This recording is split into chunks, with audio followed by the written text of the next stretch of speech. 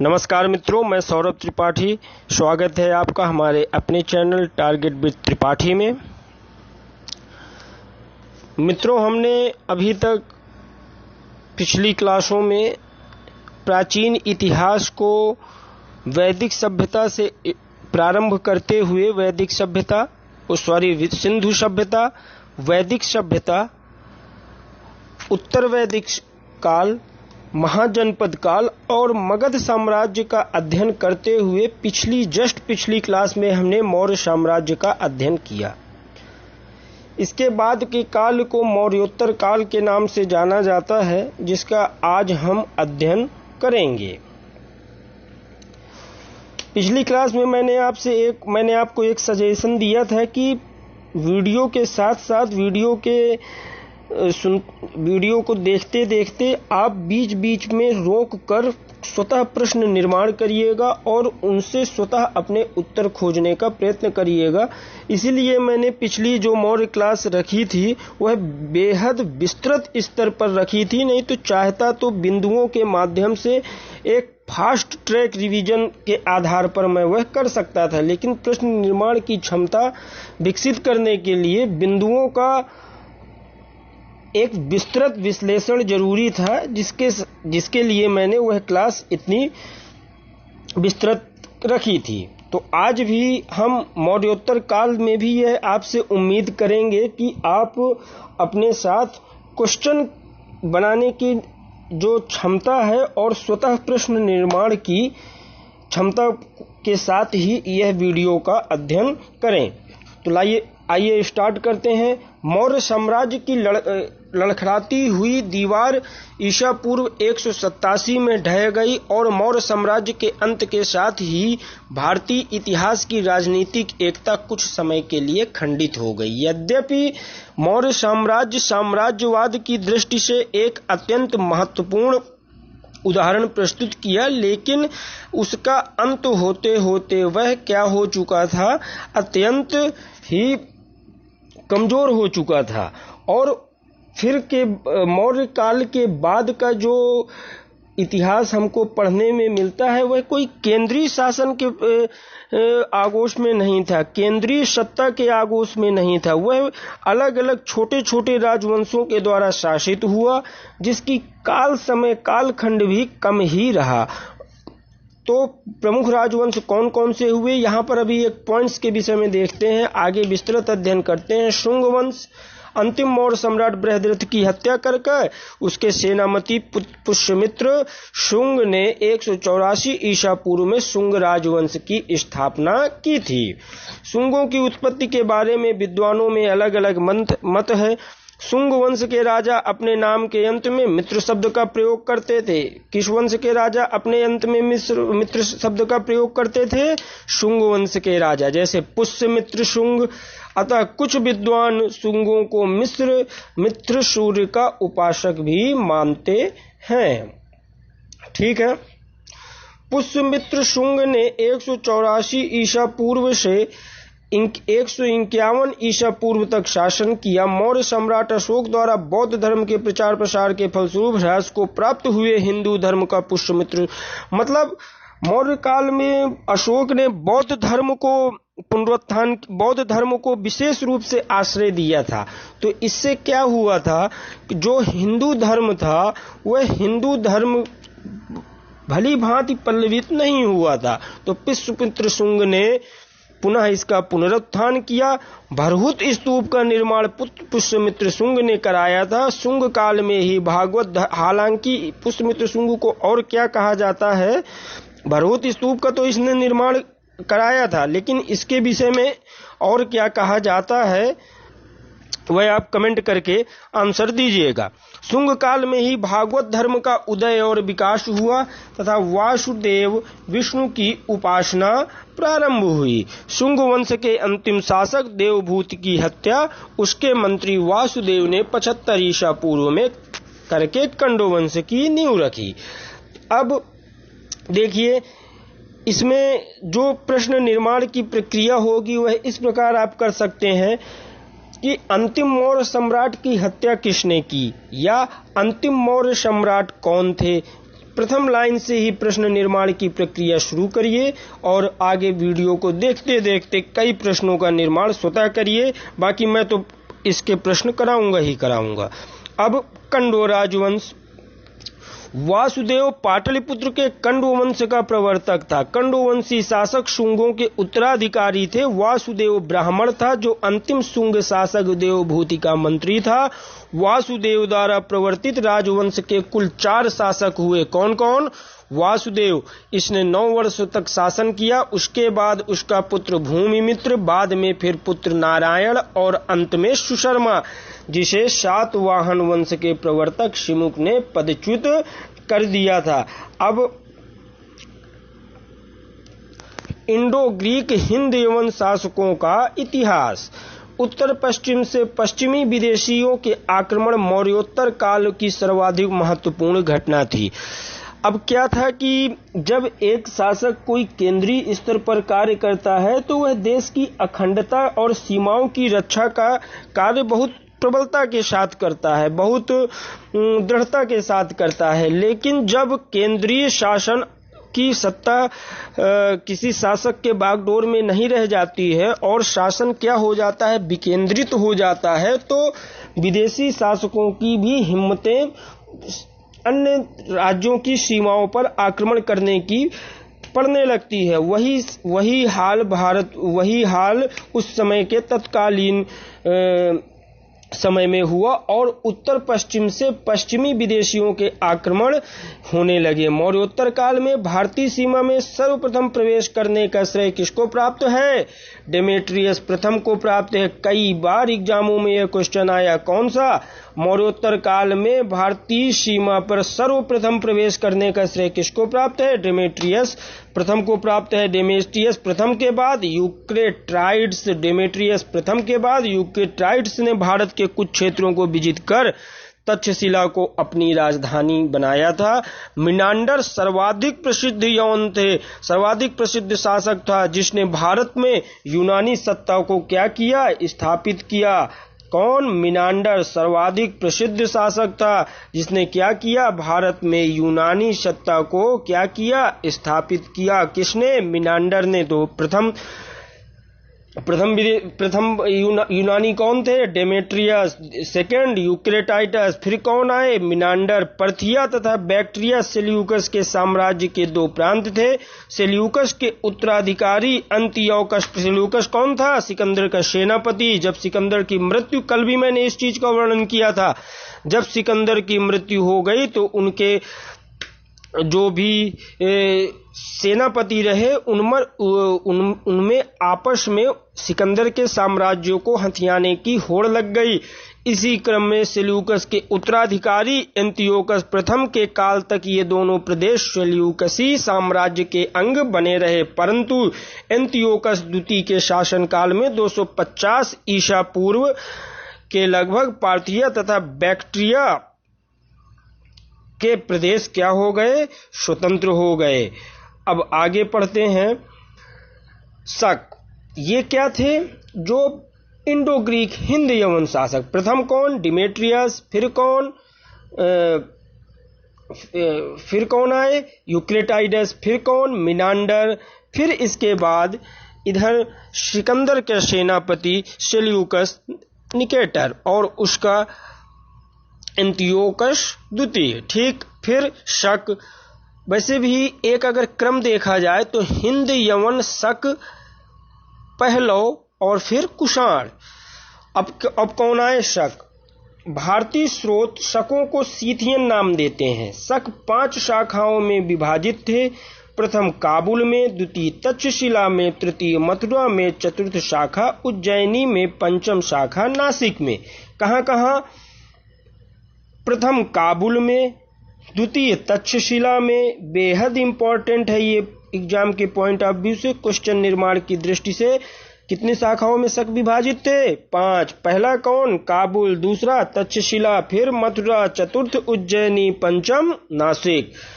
भारत में शक शासक क्षत्रप कहलाते थे। शक शासक क्या कहलाते थे? क्षत्रप। भारत में शक शासकों को क्या कहा गया? क्षत्रप। शक शासकों की 2 शाखाएं भारत में अत्यंत महत्वपूर्ण थीं। प्रथम उत्तर क्षत्रप जो तक्षशिला व मथुरा में थे, द्वितीय पश्चिमी क्षत्रप जो नासिक एवं उज्जैनी क्षेत्रों में थे। प्रथम क्षत्रप जो तक्षशिला मथुरा में, द्वितीय नासिक और उज्जैनी। उज्जैनी में कादर्मक वंश शकों का प्रतिष्ठित राज। उज्जैनी का कौन सा राजवंश था? कादर्मक। इनका प्रसिद्ध शासक कौन था? शासक क्षत्रप रुद्रदामन। क्षत्रप रुद्रदामन ने 130 ईसा पूर्व से 150 ईसा पूर्व के मध्य क्या किया? शासन किया। इस वंश का अंतिम शासक कौन था? रुद्र सिंह तृतीय। किसका? कादर्मक वंश का। इसे गुप्त सम्राट चंद्रगुप्त विक्रमादित्य ने परास्त कर पश्चिमी क्षत्रपों के राज्य को अपने साम्राज्य में मिला लिया। तो ठीक, जो उज्जैनी के कादर्मक शक थे, उनका प्रतिष्ठित, उज्जैनी में शकों का प्रतिष्ठित राजवंश कौन था? कादर्मक। इसका प्रसिद्ध क्षत्रप कौन था? रुद्रदामन, जिसने 130 से 50 तक शासन किया। और इसका अंतिम शासक कौन था? रुद्र सिंह, जिसे चंद्रगुप्त विक्रमादित्य ने परास्त कर अपने साम्राज्य में मिला लिया। शक प्राचीन मध्य एशिया में रहने वाली स्किथी लोगों की एक जनजाति या जनजातियों का क्या था? समूह था। इनकी सही नस्ल की पहचान करना कठिन रहा है, क्योंकि प्राचीन भारतीय, ईरानी, यूनानी और चीनी स्रोत इनका अलग अलग विवरण देते हैं, यद्यपि यह ज्ञान की दृष्टि से आवश्यक है। पढ़ लीजिएगा, पता रहना चाहिए। इतिहास है, भारतीय जानकारी रहनी चाहिए। पार्थियन पहलव। अब देखिए, हिंद यवन हो गए फर्स्ट नंबर, सेकंड पहलव, तीसरा क्या है? पार्थियन। इसी को क्या कहते हैं? पहलव। मैंने क्रम क्या बताया था? हिंद, यवन, शक, पहलव और कुषाण। तो तीसरा नंबर पहलव। पश्चिमोत्तर भारत में शकों के अत्पत्ति के बाद पहलव आए। किसके बाद आए? शकों के अधिपत्य के बाद क्या आए? पार्थियाई यानी पहलव, जिनका मूल निवास ईरान। भारतीय साहित्य में पल्लव कहा गया। प्रसिद्ध शासक गोंदो फर्नेस। प्रसिद्ध शासक इसके कौन थे? गोंदो फर्नेस। इसके प्रसिद्ध शासक कौन हुए पहलवों के? गोंदो फर्नेस। इस पल्लव शासक की राजधानी क्या थी? तक्षशिला। राजधानी क्या थी? तक्षशिला। गोंदो फर्नेस के शासन काल में सेंट थॉमस ईसाई धर्म का प्रचार करने के लिए भारत आए थे। बेहद इंपॉर्टेंट प्रश्न है, कई एग्जामों में रिपीटेड प्रश्न है कि सेंट थॉमस भारत में कब आए? गोंदो फर्नेस के शासन काल में आए। वास्तविक संस्थापक कौन था? मिथेडस। किसका? पहलव साम्राज्य का। सेंट थॉमस कब आए? गोंदो फर्नेस के शासन काल में। गोंदो फर्नेस किस साम्राज्य का था? पहलव। फिर पहलवों तथा शकों का इतिहास एक दूसरे से उलझा हुआ है, अंततः उसे अलग अलग करना कठिन कार्य है। पल्लव पार्थिया के निवासी थे। ठीक, अब पार्थिव बैक्ट्रिया के पश्चिम की ओर कैस्पियन सागर के दक्षिण पूर्व में स्थित सेल्यूकिस साम्राज्य का प्रांत था। कहाँ का? बैक्ट्रिया के पश्चिम, कैस्पियन सागर के दक्षिण पूर्व में स्थित सेल्यूकसी साम्राज्य का सीमावर्ती प्रांत था। मौर्य साम्राज्य में आपको पढ़ा रहा था, तो सेल्यूकस और एंटिगोनस का एक मानचित्र के माध्यम से मैंने दिशाएं दिखाई थी। तो वह विश्व की इधर दृष्टि से देखा जाए तो उत्तरी थे। ठीक है।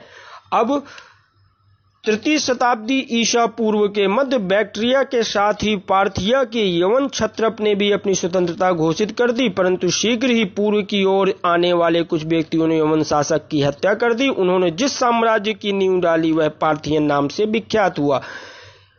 ज्ञान की दृष्टि से यह कि कैसे आए यह जानकारी होना चाहिए। नेक्स्ट, कुषाण वंश। पल्लवों के बाद भारत में कुषाणों का आगमन हुआ। यह भारत को सभ्यता को प्रभावित करने वाले महत्वपूर्ण वंशों में से एक है। कुषाण का प्रथम शासक कौन था? कुजुल कड़फिसेस। बहुत से एग्जामों का फेवरेट क्वेश्चन है कुजुल कड़फिसेस। कुजुल कड़फिसेस के बाद पुत्र येन काओ चेन। उनके पुत्र कौन थे? येन काओ चेन। फिर बिम कड़फिसेस। कटपिशी द्वितीय ने तक्षशिला पर अधिकार करके कुषाण सत्ता को भारत में दृढ़ता से स्थापित किया। और सन 78 ईस्वी में कटपिशी द्वितीय की मृत्यु के 2 दशक बाद कनिष्क कुषाण साम्राज्य का शासक बना और यह सबसे प्रतापी शासकों में से एक थे। 78 से 106 ईसा पूर्व तक इनने क्या किया? शासन किया। कब से कब तक शासन किया? 78 से 106 ईसा पूर्व तक कब से कब तक शासन किया इनने? याद करो भैया, मेरे साथ साथ बोलो। कुषाण ने कब तक शासन किया? कनिष्क ने कब तक? 78 से 106 ईसा पूर्व में। और इनका शासनकाल गांधार, कश्मीर, सिंध एवं पंजाब पर अपना आधिपत्य स्थापित किया। कनिष्क ने मौर्योत्तर काल के महत्वपूर्ण और कुछ हद तक साम्राज्यवादी शासक कुषाण ही हुए। 78 ईस्वी में एक संवत प्रचलित किया जो शक संवत के नाम से जाना जाता है और आज भी सरकारी कैलेंडरों में इसका प्रयोग किया जाता है। आज भी भारतीय कैलेंडरों में यह तिथि प्रयोग की जाती है। कनिष्क ने बौद्ध धर्म को संरक्षण प्रदान किया। इसके समय में कश्मीर में कुंडलवंद में वसुमित्र की अध्यक्षता में चतुर्थ बौद्ध संगीति हुई। चतुर्थ बौद्ध संगीत किसके समय में हुई थी? चतुर्थ बौद्ध संगीत किसके समय में हुई थी? बोलिए, किसके समय में? कई बार बोलिए, किसके समय में? कनिष्क के समय में। प्रथम बौद्ध संगीत किसके समय में हुई थी? अजातशत्रु के समय में। दूसरी बौद्ध संगीत कमेंट करिएगा। तीसरी किसके समय में हुई थी? अशोक के समय में। और चौथी किसके समय में हुई? चौथी समय में हुई कनिष्क के। अब कनिष्क ने अपने साम्राज्य की प्रथम राजधानी किसको बनाई? पुरुषपुर, पेशावर। किसको बनाई? पुरुषपुर, पेशावर। द्वितीय राजधानी मथुरा को बनाया। कनिष्क ने महायान धर्म को राजधर्म माना। कनिष्क ने कासगढ़, यारकंद, खोतान आदि को विजित कर अपने साम्राज्य का विस्तार किया था। कनिष्क के उत्तराधिकारी हुविस्क के समय में कुषाण सत्ता का प्रमुख केंद्र पेशावर से हटकर मथुरा पहुंच गया था। कनिष्क के कुल का अंतिम शासक वासुदेव था। कुषाण वंश के प्रारंभिक इतिहास की जानकारी के लिए हमें मुख्यतः चीनी स्रोतों पर निर्भर रहना पड़ता है। चीनी ग्रंथों में पानकुकृत, सियन हानसू तथा फान एकृत हाउ हानसू महत्वपूर्ण स्रोत हैं। ठीक है। अब ये कैसे आए? राजाओं के साथ, पार्थियन राजाओं के साथ इनके संघर्ष का प्रमाण मिलता है। इस आधार पर पार्थियनों से इनका संघर्ष हुआ और फिर यहाँ पर कौन आए थे? यहाँ पर कुषाण आए थे। आंध्र सातवाहन वंश। आंध्र सातवाहन वंश की स्थापना किसने की थी? शिमुक ने। सातवाहन वंश के शासकों को और अन्य नाम क्या दिया गया? दक्षिणाधिपति। बेहद इंपॉर्टेंट। सातवाहनों का मूल निवास महाराष्ट्र का प्रतिष्ठान। महाराष्ट्र का प्रतिष्ठान पैठान नगर। शिमुक के उपरांत उसका भाई कृष्ण और कृष्ण के बाद उसका पुत्र सातकर्णी प्रथम शासक हुआ। सातवाहन वंश का तीसरा शासक सातकर्णी प्रथम ही सातवाहन वंश की शक्ति एवं सत्ता का मूल संस्थापक माना जाता है। उसने अपने शासनकाल में अश्वमेध यज्ञ किया और दक्षिण भारत पर अपनी सार्वभौम सत्ता स्थापित की। गोदावरी तट पर प्रतिष्ठान नगर को अपनी राजधानी बनाया। इनकी राजधानी क्या बनी? प्रतिष्ठान नगर। कहां पर था? गोदावरी तट पर। कौन सा स्थल? महाराष्ट्र। बेहद इंपॉर्टेंट। सातकर्णी प्रथम की मृत्यु के बाद शकों के आक्रमण के फलस्वरूप सातवाहनों की शक्ति कम हो गई। यानी प्रथम महान शासक कौन हुए? सातकर्णी प्रथम। महाराष्ट्र में शक क्षत्रप वंश का शासन प्रारंभ हुआ, परंतु सातवाहन वंश के 23वें शासक गौतमी पुत्र सातकर्णी ने शक क्षत्रपों की शक्ति को नष्ट करके पुनः सातवाहन वंश की शक्ति दक्षिण भारत में स्थापित की। तो द्वितीय महत्वपूर्ण शासक कौन हुए? गौतमी सात पुत्र कर्णी। प्रथम कौन थे? अब देखिए, गौतमी पुत्र सातकर्णी का साम्राज्य मालवा से लेकर दक्षिण में कर्नाटक तक विस्तृत था। कहां पर? मालवा से लेकर दक्षिण में कर्नाटक तक विस्तृत था। गौतमी पुत्र सातकर्णी के बाद उनका पुत्र वशिष्ठ वशिष्ठिपुत्र पुलुमावी शासक बना। यज्ञऋषि सातकर्णी सातवाहन वंश का अंतिम महान शासक हुए। कौन? यज्ञऋषि सातकर्णी। इस वंश के सभी शासक हिंदू धर्म के कट्टर अनुयायी थे। इस वंश के सभी शासक कैसे थे? हिंदू धर्म के कट्टर अनुयायी। हालांकि ये हिंदू थे, लेकिन प्रमुख रूप से इनकी कट्टरता युक्त कार्यों का कोई इतिहास में विशिष्ट उल्लेख नहीं किया गया है। जैसे आगे मुगलों ने अपनी कट्टरता दिखाई अपने वंश को बढ़ाने में, ऐसा कोई उल्लेख इनके कार्यों से इतिहास में नहीं हुआ है। लेकिन ठीक है, इतिहासकारों ने इन्हें क्या माना है? हिंदू धर्म के कट्टर अनुयायी। वैदिक यज्ञों और समाज में उन्होंने वैदिक यज्ञों और समाज में वर्णाश्रम व्यवस्था को प्रतिष्ठित किया। इनके कार्यों जैसे वैदिक यज्ञों और वर्णाश्रम, क्षत्रिय ब्राह्मण क्षत्रिय वैश्य शूद्र का इन्होंने परिपालन करवाया। अपने सामाजिक व्यवस्था में इनको स्थान दिया। इस आधार पर इनको क्या कहा गया है कि यह कट्टर हिंदू थे। अब देखिए, मौर्योत्तर काल को जानने के इतिहास प्रमुख साक्ष्य क्या क्या हैं। तो रुद्रदामन का गिरनार या जूनागढ़ अभिलेख, अयोध्या अभिलेख, हाथी गुम्फा अभिलेख किसका है? खारवेल का। नासिक प्रशस्ति, अमरावती अभिलेख, बेसनगर, कन्हेरी, ये कैसे साक्ष्य हैं? पुरातात्विक साक्ष्य हैं। साहित्यिक साक्ष्य, गार्गी संहिता, मालविकाग्निमित्रम, ये सारे साक्ष्य कैसे हैं? साहित्यिक साक्ष्य। बेहद इंपॉर्टेंट है, एग्जाम की पॉइंट आप भी उसे नोट कर लीजिएगा अपनी कॉपी में। नेक्स्ट पढ़ते हैं महत्वपूर्ण मौर्योत्तर कालीन अभिलेख। रुद्रदामन का गिरनार जूनागढ़ अभिलेख संस्कृत भाषा का सबसे बड़ा अभिलेख है। रुद्रदामन की सातकर्णी पर विजय का उल्लेख इसमें दिया हुआ है। सुदर्शन झील का इतिहास ज्ञात होता है। अभिलेख के अनुसार झील का निर्माण चंद्रगुप्त के समय सौराष्ट्र के गवर्नर पुष्यगुप्त ने करवाया। तो सुदर्शन झील का इतिहास इसी से ज्ञात होता है। किससे? रुद्रदामन के जूनागढ़ अभिलेख से। अभिलेख के अनुसार झील का निर्माण चंद्रगुप्त मौर्य के समय सौराष्ट्र के गवर्नर पुष्यगुप्त वैश्य ने करवाया। तुषास्प उस समय क्या थे? अशोक के समय में, वही तुषास्प अशोक के नाम, इसमें से नहर निकाली और रुद्रदामन ने झील के बांध की मरम्मत करवाई। इस अभिलेख से चंद्रगुप्त मौर्य का नाम भी चंद्रगुप्त प्राप्त होता है। अच्छा, अशोक का नाम अशोक के किस अभिलेख में प्राप्त होता है? कमेंट करिएगा, जरा आंसर दीजिएगा। अयोध्या अभिलेख। पुष्यमित्र शुंग द्वारा राजधानी अयोध्या बनाई गई। शुंगों की यवन पर विजय की पुष्टि, और मतलब अयोध्या अभिलेख से शुंग द्वारा राजधानी बनाई गई, शुंगों की यवन पर विजय, ये इनकी जानकारी मिलती है। और पुष्यमित्र शुंग द्वारा 2 अश्वमेध यज्ञ की भी जानकारी मिलती है। खारवेल का हाथी गुम्फा अभिलेख प्रथम प्रशस्ति अभिलेख है। भुवनेश्वर की उदयगिरी पर्वत से प्राप्त है। ये जितने भी अभिलेख हैं ये बेहद इंपॉर्टेंट है। इनको सिर्फ क्या करना है? पढ़ना है और कॉपी पर नोट करना है, और इन पर कुछ भी डिस्क्राइब जैसा नहीं है। खारवेल द्वारा यवन सातकर्णी पांड्य शासकों को पराजित करना बताया गया। नासिक प्रशस्ति गौतमीपुत्र सातकर्णी के विषय में है। इनके विषय में सारे उल्लेख किए गए हैं। फिर इधर क्या है? अमरावती अभिलेख। फिर यह सातवाहन वंश का पहला अभिलेख है। सातवाहन वंश का प्रथम अभिलेख कौन सा है? अमरावती अभिलेख। नानाघाट अभिलेख यह सातकर्णी प्रथम से संबंधित है। कौन सा? नानाघाट। अमरावती अभिलेख किससे संबंधित है? सातवाहन वंश का पहला अभिलेख अमरावती। और नानाघाट अभिलेख यह सातकर्णी प्रथम से संबंधित है। बेसनगर अभिलेख यूनानी राजदूत हेलियोडोरस ने उत्कीर्ण करवाया। भागवत धर्म की इससे संबंधित है। और यह प्रमुख रूप से किससे संबंधित है? यह प्रमुख रूप से भागवत धर्म से संबंधित है। यह मध्य प्रदेश के किस जिले में है? विदिशा जिले में। अब मौर्यकालीन सिक्के। तो पहली बार सिक्कों पर विभिन्न राजवंश एवं शासकों के लिखने की प्रथा का विकास किस काल में हुआ?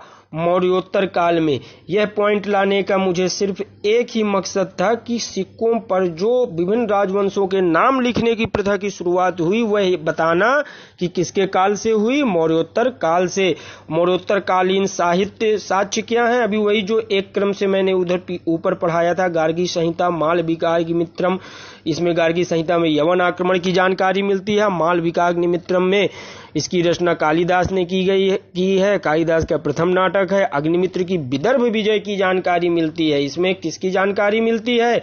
अग्निमित्र के विदर्भ विजय की। अग्निमित्र के पुत्र वसुदेव वासुमित्र ने यवनों को हराया था। दिव्यावधान यह एक बौद्ध ग्रंथ है।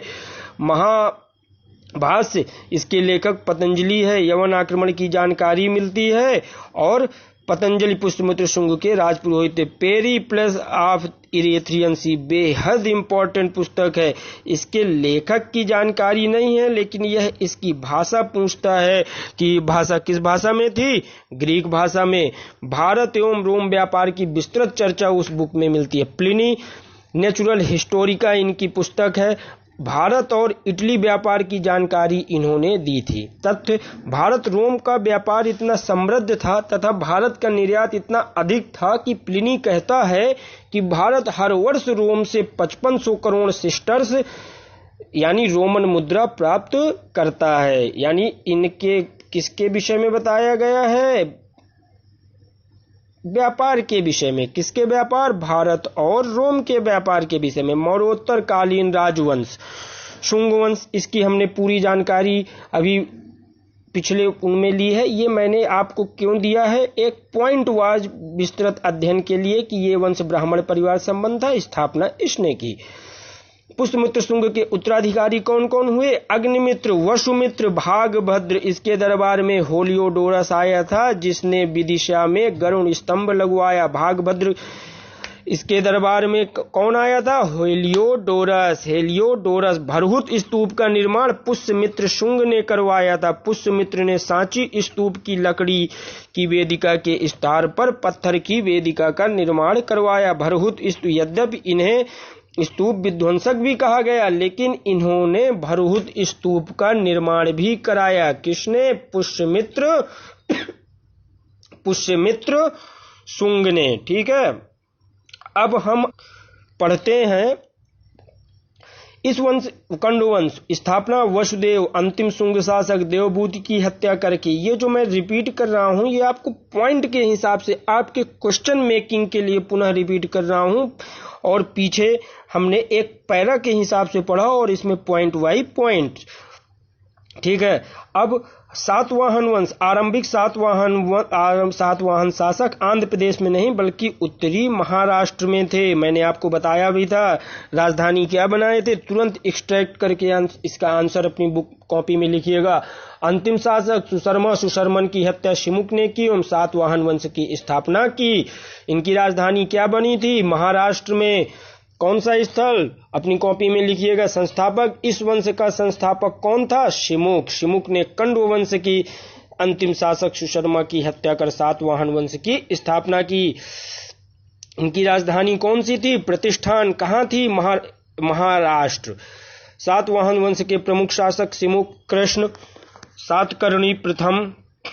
इसने सर्वप्रथम दक्षिणाधिपति की उपाधि धारण की एवं दक्षिण में राज्य को क्या किया? बढ़ाया। सारी चर्चाएं ऊपर के यहाँ पे मैंने सिर्फ एक क्वेश्चन की दृष्टि से आपके सामने यहाँ पर रखा है। ये सारे इसने अपनी राजधानी कहाँ बनाई? अमरावती को। किस?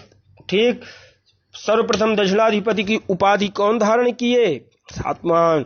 इसके बाद साक्ष्य नाना घाट अभिलेख से प्राप्त होते हैं जिसे इसकी रानी नागानिका ने उत्कीर्ण कराया था। इसने ब्राह्मणों एवं बौद्धों को भूमि अनुदान में दी थी।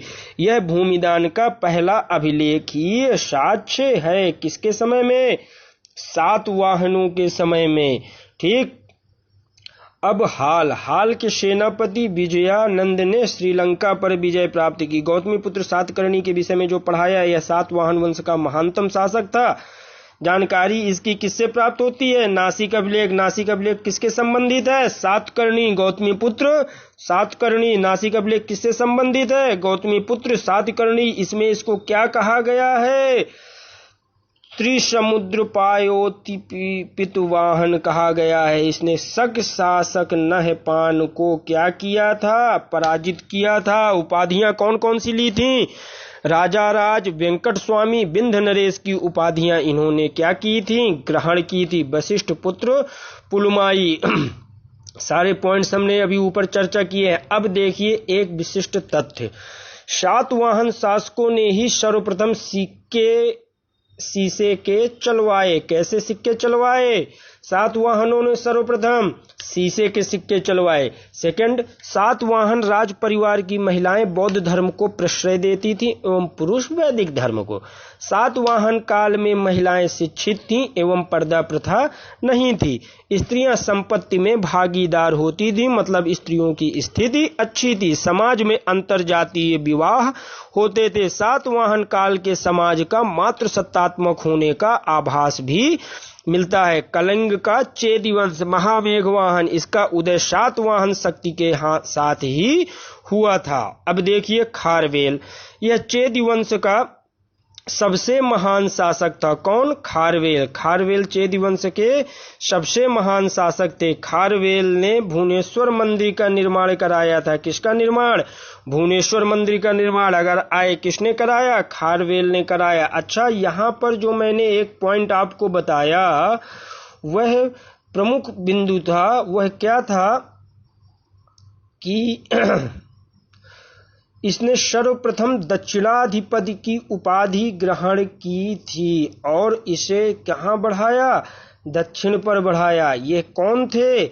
यह थे सातकर्णी, यानी गौतमी पुत्र सातकर्णी के विषय में मैंने आपको यह बताया था। अब सातवाहन वंश का महानतम शासक के विषय में भी एक पॉइंट मैंने अभी यहां पर बताया था। वह क्या था कि इसने सिक्कों पर नाव के चित्र क्या किए हैं? अंकित किए हैं। ठीक, एक पॉइंट और मैंने सिक्कों के विषय में बताया था कि सिक्कों पर नाम लिखने की प्रथा की शुरुआत, प्रमुख राजवंशों के नाम आने की प्रथा की शुरुआत किस शासन में हुई, किस काल के शासन में हुई? कमेंट करके आंसर दीजिएगा, मैंने आपको अभी बताया है। अब कलिंग का चेदी वंश महामेघवाहन, इसका उदय सातवाहन शक्ति के साथ ही हुआ। खारवेल थे। ठीक, ये सारे पॉइंट्स हमने क्या कर लिए हैं। अब देखिए सातवाहनों के पतन के बाद उभरे राजवंश कौन से हुए? इक्ष्वाकु, वाकाटक और पल्लव। इक्ष्वाकु वंश ये सातवाहनों के सामंत थे जो कृष्णा तथा गुंटूर क्षेत्रों में शासन करते थे। इस वंश का संस्थापक शांतमूल था। शांतमूल के उत्तराधिकारी वीर पुरुषदंत ने नागार्जुन कोंडा स्तूप का निर्माण करवाया था। इनके विषय में कोई विशिष्ट क्वेश्चन उस टाइप की आप देख लीजिएगा अपने हिसाब से, जैसे आपसे बन सके। अब वाकाटक वंश सातवाहन वंश के पतन से लेकर चालुक्यों के उदय के बीच दक्कन में सबसे शक्तिशाली एवं प्रमुख राजवंश कौन था? वाकाटक। संस्थापक कौन थे? विंध्य शक्ति। संस्थापक इसके कौन थे? विंध्य शक्ति। राजधानी इनकी क्या थी? पुरिका, बरार। तो वाकाटकों की राजधानी पुरिका, संस्थापक विंध्य शक्ति। ठीक, विंध्य शक्ति शाखा, संस्थापक विंध्य शक्ति, संस्थापक सर्वसेन, बेसिम शाखा के। प्रवरसेन प्रथम, ये कौन है? बंगाल में शासन करने वाले सेन, बल्लाल सेन और प्रवरसेन। तो प्रवरसेन प्रथम कौन? विंध्य शक्ति का पुत्र, वाकाटकों में सबसे प्रतापी शासक, महाराज की उपाधि धारण की, 4 अश्वमेध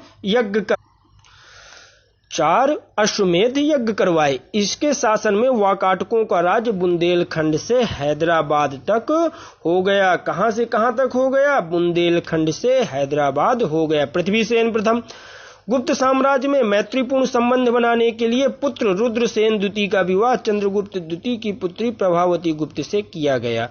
ये थोड़ा सा कुछ पॉइंट्स यहां पर गलत आए हैं, इनका अपन बाद में अध्ययन करते हैं, है ना। अब यहां पर बढ़ते हैं मौर्योत्तर काल में विदेशी आक्रमण। तो मौर्योत्तर काल में किन किन विदेशियों ने आक्रमण किया? तो यवन, जो मैंने आपको पीछे बताया, तो उसका एक क्रम से बता रहा हूं यहां पर एक क्वेश्चन के माध्यम से। यवन, हिंद, इंडो यूनानी, पार्थियन, पहलो कुषाण। मौर्योत्तर काल की सबसे प्रमुख राजनीतिक घटना भारत पर, मतलब कौन कौन से? प्रथम यवन, उन्हीं को हिंद यूनानी कहते हैं। फिर पार्थियन, उसी को पहलो कहते हैं। फिर कुषाण। ठीक, अब देखिए मौर्योत्तर काल की सबसे प्रमुख राजनीतिक घटना भारत पर यूनानी आक्रमण थी। ठीक, बैक्टीरिया के यौनों द्वारा भारत पर आक्रमण के मुख्य कारण सेल्यूकस द्वारा स्थापित साम्राज्य की कमजोरी, शकों का बढ़ता प्रभाव, डियोटस द्वारा अपने राज्य को सेल्यूकस साम्राज्य से अलग कर लेना, बैक्टीरिया शासकों का भारत पर आक्रमण करने वाला पहला यवन ग्रीक आक्रमणकारी कौन था? डेमेट्रियस था। कौन सा था? डेमेट्रियस था। पीछे भी मैंने आपको बताया, जानबूझकर मैं ये रिवीजन करवा रहा हूं जिससे कि एक साथ ही आप चीजों को क्या कर सकें, प्राप्त कर सकें। एक बार पुनः रिवीजन पर आइए। डेमेट्रियस वंश, यूक्रेटाइडस वंश, संस्थापक डेमेट्रियस प्रथम, राजधानी साकल, तक्षशिला, प्रतापी शासक मिनांडर, एंटियाल किट्स। ये बैक्टीरिया के यवनों के बारे में विशिष्ट जानकारी है। मिनांडर मिलिंद, यह मिलिंद के नाम से जाना जाता था। इसने गंगा यमुना के दोआब पर आक्रमण किया। इसने कहां पर आक्रमण किया? गंगा यमुना के दोआब पर। इसने भारत में सिकंदर से भी बड़े क्षेत्र को जीता था। बौद्ध भिक्षु नागसेन से प्रभावित होकर इसने बौद्ध धर्म को अपनाया। अगर प्रश्न आता है कि मिनांडर किस धर्म से प्रभावित था, किस धर्म को अपनाया? बौद्ध धर्म को। कौन से बौद्ध भिक्षु से प्रभावित हुआ? नागसेन से। मिलिंदपन हो, इसमें मिलिंद एवं नागसेन के मध्य हुए वार्तालाप को संग्रहित किया गया। अत्यंत ही महत्वपूर्ण संवाद है यह इतिहास में। अब एंटियाल किट्स, यह किस वंश से संबंधित था? यूक्रेटाइड्स वंश से संबंधित था। यूनानी संपर्क का महत्व, राजत्व का दैवी सिद्धांत, इन सब की चर्चा हम एक पॉइंट्स के रूप में करेंगे जिसका डिस्क्रिप्शन, जिसके विषय में प्रमुख रूप से क्या दिया हुआ है, इनसे संबंधित कुछ क्वेश्चंस का बस अपन अध्ययन करेंगे। ठीक है। यूनानी संपर्क का महत्व, राजत्व का दैवीय सिद्धांत इन्होंने सिखाया। मतलब यूनानियों से जब इन्होंने भारत पर आक्रमण किया, भारत पर जब आक्रमण किए तो आकर यहां अपने साम्राज्य को बसाए और कुछ समय तक यहां रहे भी। तो इनसे जब कोई भी दो संस्कृतियों का आपस में मिलन होता है तो वह अपने कुछ प्रभाव छोड़ती हैं। तो यूनानी संस्कृति के संपर्क में आने से भारत की संस्कृति पर क्या प्रभाव पड़ा उसका हम बिंदुवार अध्ययन करेंगे।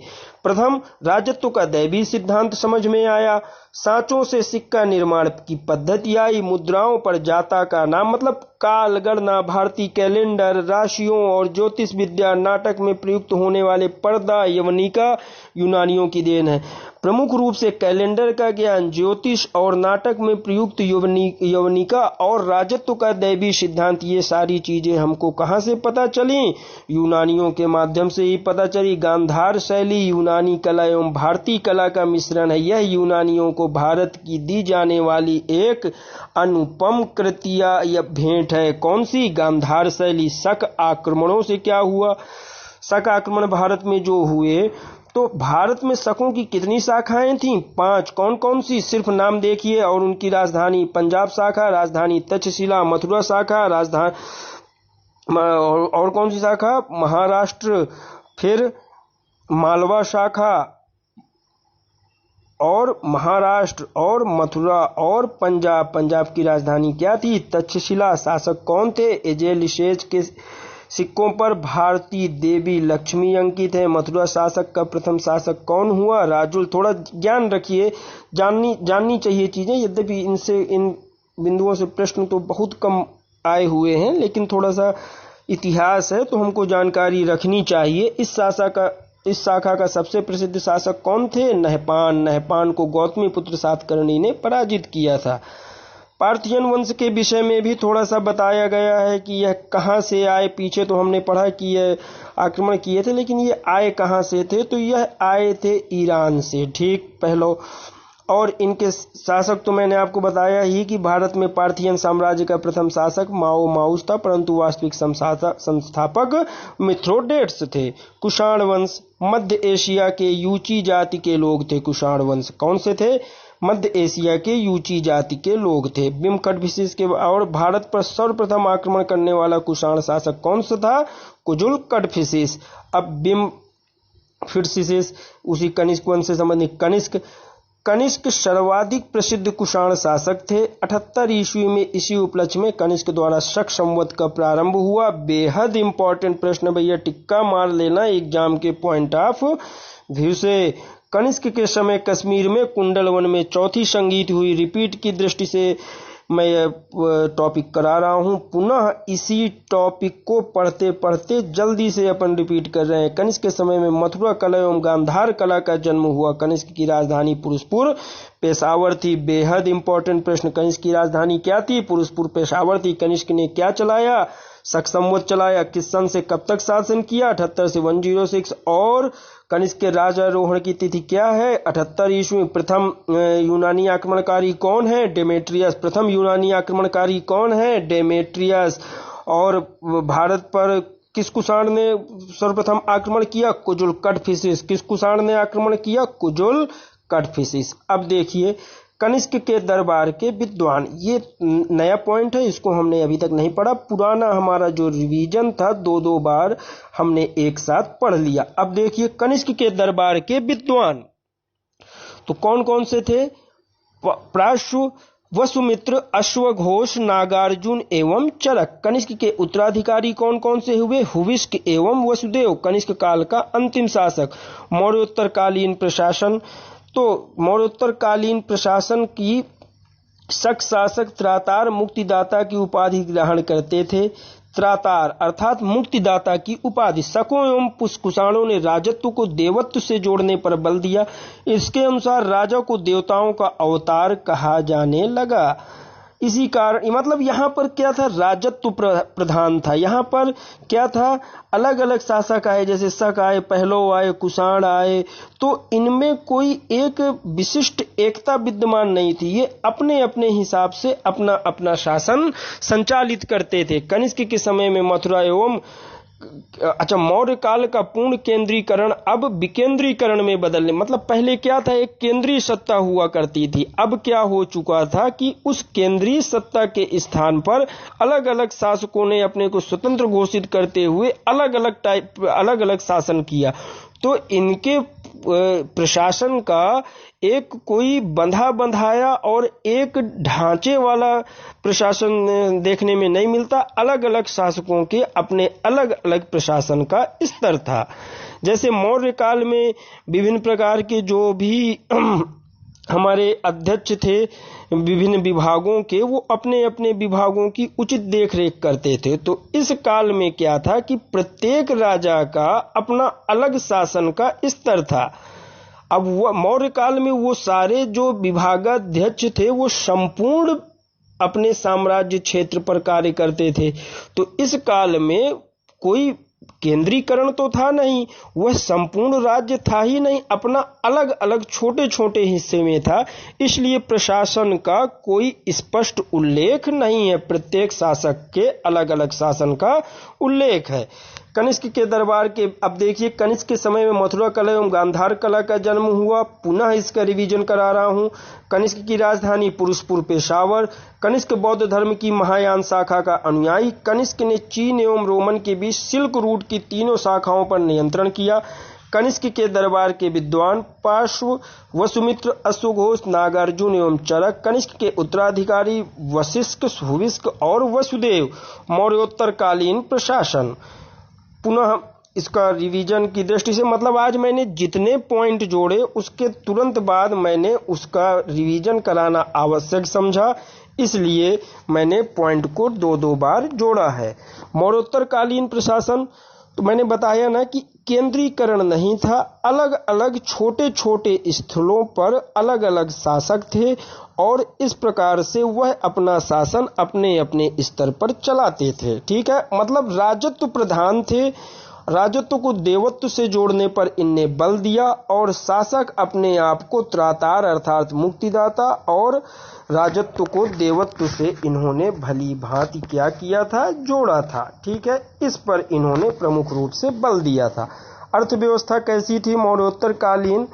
तो प्राचीन भारत का स्वर्ण काल माना जाता है मौर्योत्तर काल को। क्यों?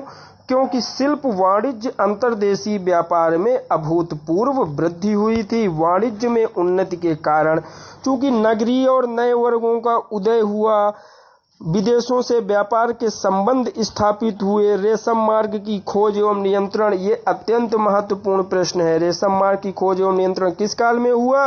मौर्योत्तर काल में। यह मार्ग कहां से कहां तक जाता था? कमेंट करके आंसर दीजिएगा। रोम एवं चीन के साथ व्यापारिक संबंधों का उचित विकास हुआ। दक्षिण पूर्व एशिया के साथ व्यापारिक जुड़ाव हुआ। शिल्पियों का विभेदीकरण हुआ। ये सारी चीजें इस काल से संबंधित रहीं। वस्त्रों का उद्योग प्रमुख रूप से चला। लोहा इस्पात उद्योग भी आए, अर्थात आधुनिकता की तरफ मौर्य काल ने कदम रख ही दिया था।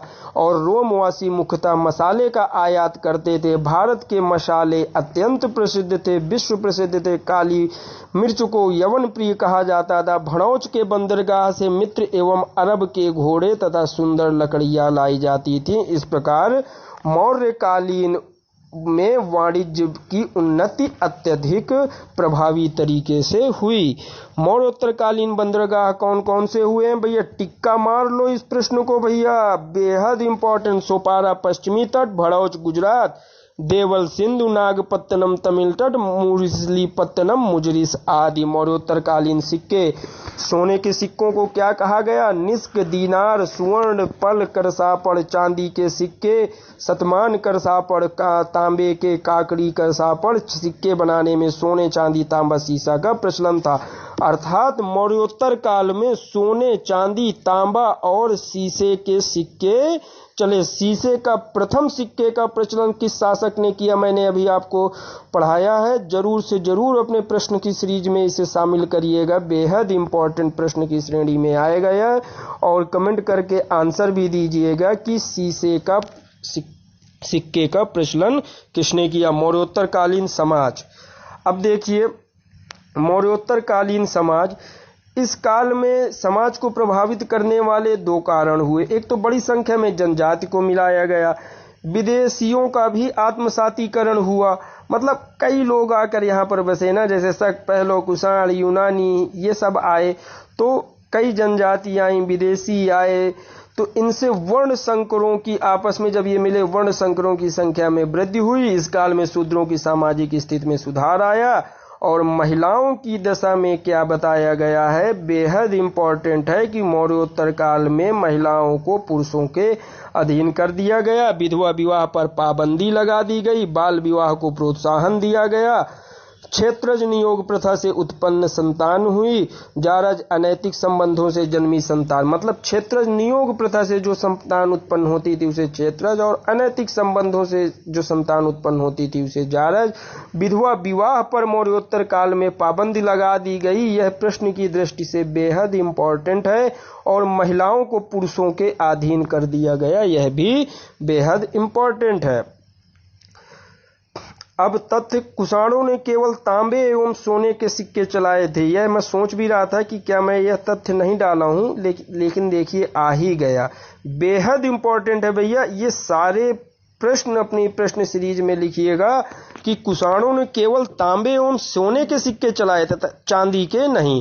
कुषाणों की राजभाषा कैसी थी? संस्कृत थी। मथुरा किसके लिए प्रसिद्ध था? साल्क नामक कपड़े के लिए। इस काल में अनुलोम अर्थात उच्च वर्ण का पुरुष निम्न वर्ण की स्त्री को विवाह की अनुमति प्राप्त थी। कुषाणों ने कैसे सिक्के चलाए? केवल तांबे और सोने के सिक्के चलाए, चांदी के नहीं। धार्मिक स्थिति देखिए, बौद्ध एवं जैन धर्म का प्रभाव कम हुआ। वैष्णव एवं शैव संप्रदाय की मान्यता में वृद्धि हुई। थोड़ा इन प्रश्नों को जरूर मैं रिपीट नहीं करा रहा हूं, थोड़ा चूंकि क्लास बढ़ रही है, समय बढ़ रहा है, इसलिए रिपीट नहीं करा रहा हूं। आप स्वतः अपने आप रिपीट करिएगा, स्वतः अपने आप इनको अपने से रिपीट करिएगा। मैं दोबारा इनको इसलिए नहीं डाला कि क्लास बढ़ेगी। जैसे मैंने अभी ऊपर क्या किया था कि ऊपर एक पैरा से पढ़ाया और फिर मैंने क्या किया कि उनको बिंदुवार लाया। तो क्यों लाया? क्योंकि पहले पैरा से पढ़ाकर उन्हीं पैरा को मैं बिंदुवार प्रश्न के रूप में आपसे कराना चाह रहा था, लेकिन अब इनमें चूंकि क्लास बढ़ेगी इसलिए मैं नहीं कर पा रहा हूं। बौद्ध एवं जैन धर्म का प्रभाव कम हुआ। वैष्णव एवं शैव संप्रदाय की, मतलब देखिए जैसे मगध और महाजनपद काल में ये बौद्ध और जैन धर्म उभर रहे थे, इस प्रकार मौर्योत्तर काल में इनका प्रभाव अब थोड़ा क्या हुआ? कम हुआ। अब वैष्णव एवं शैव संप्रदाय की मान्यता में वृद्धि हुई। शैव क्या थे? शिव जी से संबंधित। वैष्णव क्या थे? भागवत धर्म के अनुयायी। और बौद्ध धर्म के प्रभाव पर प्रतिकूल कारक। बौद्ध मौर्यों के बाद बौद्ध धर्म को राजकीय प्रश्रय नहीं मिला, इसलिए बौद्ध धर्म पर कैसा प्रभाव पड़ा? प्रतिकूल प्रभाव पड़ा। क्यों? क्योंकि मौर्यों के बाद बौद्ध धर्म को राजकीय प्रश्रय नहीं मिला। शुंग एवं कंडवंश बौद्ध धर्म के विरुद्ध रहा। पुष्यमित्र शुंग को तो ऐसे भी कहा जाता है कि इसने कई स्तूपों का क्या किया, कई स्तूपों का विनाश किया, लेकिन इसने भरहुत स्तूप का निर्माण भी कराया था। बौद्ध धर्म को दो शाखाओं में विभाजन होना भी बौद्ध धर्म के जो प्रतिकूलता पर असर डाला। और जो कौन कौन से दो धर्म में बौद्ध धर्म बटा था? महायान और हीनयान में। किसमें? महायान और हीनयान में। पढ़ाऊंगा, जब बौद्ध धर्म पढ़ाऊंगा तब इसके विषय में विस्तृत अध्ययन करेंगे। अन्य संप्रदायों को राजकीय प्रश्रय मिलने लगा था, बौद्ध धर्म आडंबर पूर्ण हो गया था तथा बौद्ध भी, मतलब अन्य साम्राज्य जब आने लगता है तब उस कोई भी विशेष धर्म जो उस समय का होता है वह क्या होता है? अपने अवसान की ओर जाने लगता है। अतः अब हम मौर्योत्तर क्लास के सभी बिंदुओं पर विस्तृत डिस्कशन कर लिए हैं और मुझे आशा ही नहीं पूर्ण विश्वास है कि आप प्रश्नों की एक सीरीज स्वतः निर्मित करेंगे और मैं कुछ समय बाद मौर्योत्तर काल से संबंधित प्रश्नों की एक अच्छी सीरीज लेकर आऊंगा। धन्यवाद दोस्तों। If you like this video then like, share and subscribe, support me.